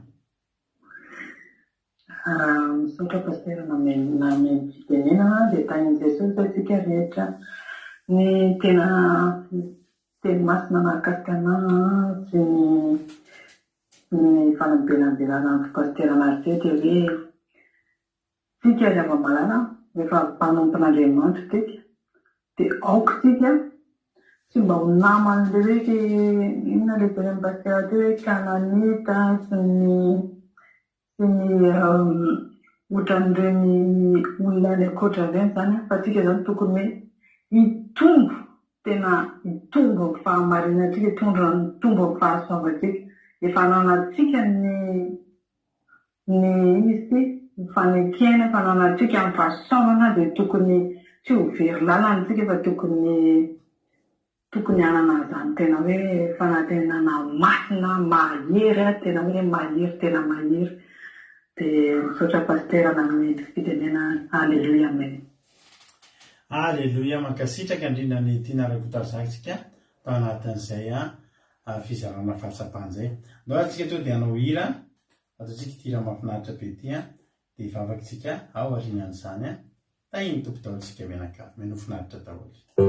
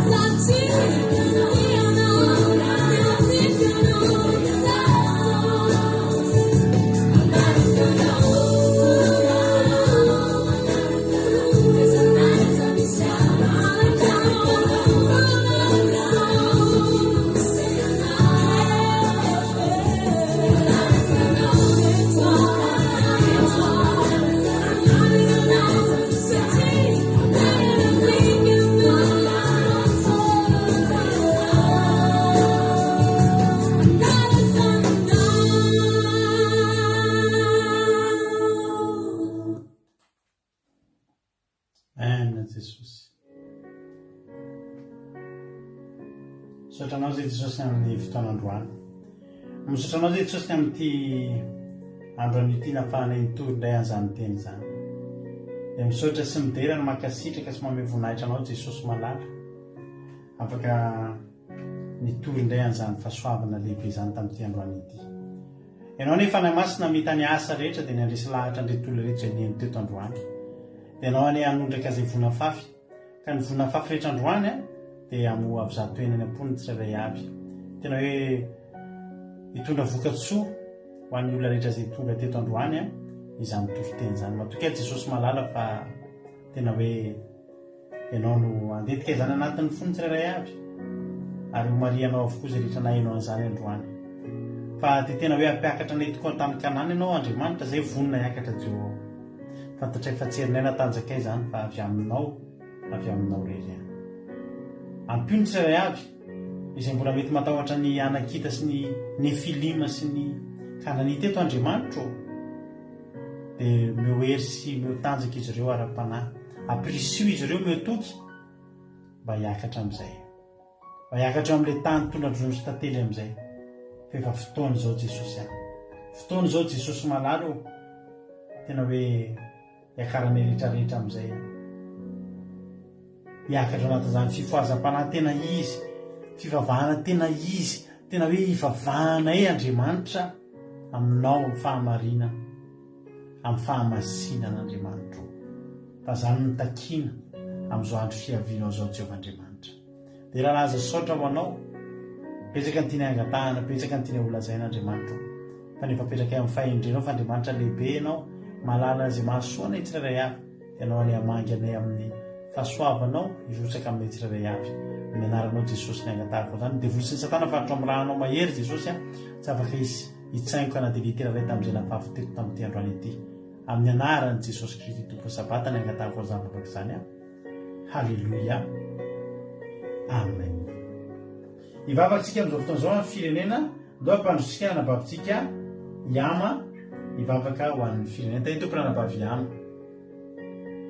Halleluia, tain'i Jesosy pasterany dia tain'i Jesosy tsika tsirairay avy tonga amin'izao fandarana vavaka fiambenana izao.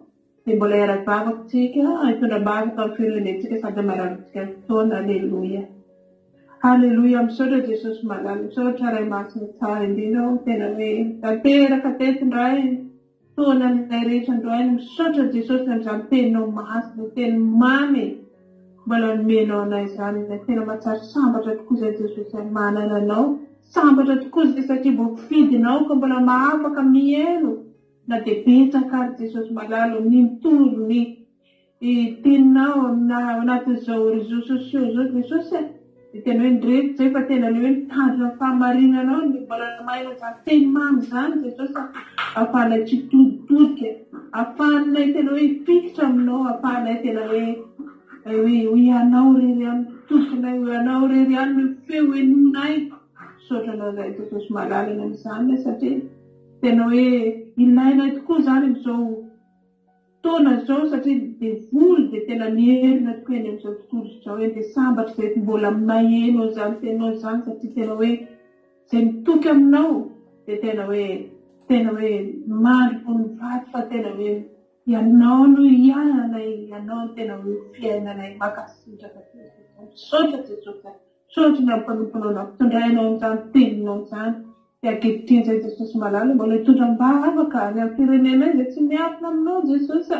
Tena hoe ianao rery ihany azonay hiantsoana, ianao rery ihany azonay hitarainana, ianao rery ihany ilay mamaly anay ny amin'izany firenena izany izay tena hoe latsaka fahaterena tokoa entinay ao anatrihanao satria tena hoe betsaka fahoriana manjary izany firenena izany, indrindra ny tsikitsina, ny ady an-trano, ny tsy fandriam-pahalemana, ny aretina, ny accident isan-karazany.